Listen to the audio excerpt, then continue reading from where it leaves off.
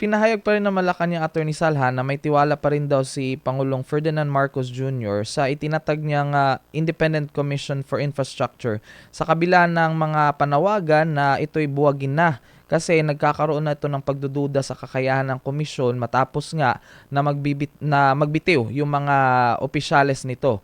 Ayon kay Palace Press Officer Claire Castro, ang pangunahing direktiba ng Pangulo ay pananagutan at katarungan ng walang kinikilingan.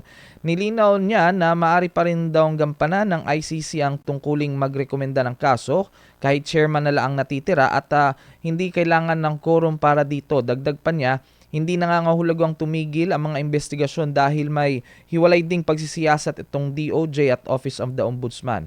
Binuo ang ICI kung matatandaan po natin upang siyasatin itong umano'y anomalya sa flood control at iba pang proyektong pang-infrastruktura at nananatiling prioridad ng administrasyon ng panukalang batas para palakasin at gawing permanente ang mga tungkulin dito. Sa tingin niyo po, Attorney Sal, kung halimbawa isa na lang talaga yung matirang official na ICI, magiging effective pa rin po ba yung ahensya na tinatag ni PBBM?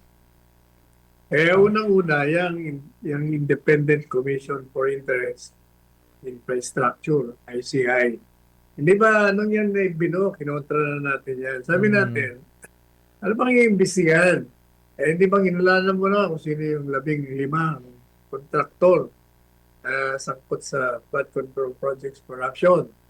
At yung mga nanunod sa iyo sa SONA, sinabihan mo ng kakapal ng mga mukha nyo. Ibig sabihin, alam mo na sila ang nasa likod, yung mga miyembro ng Kongreso.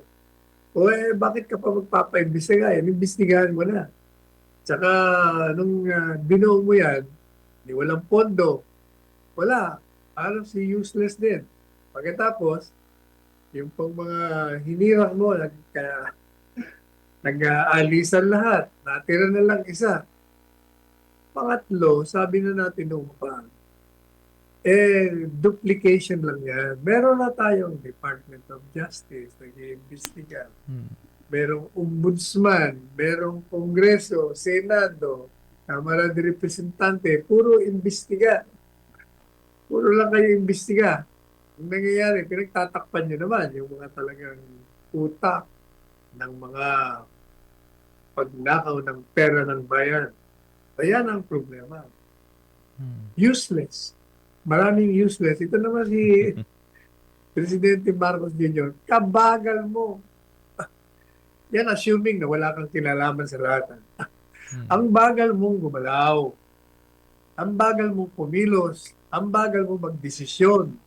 Okay, nagkakaroon ka ng problema ng malaki. Kaya tinan mo, trust and approval rating mo, bagsak to bagsak.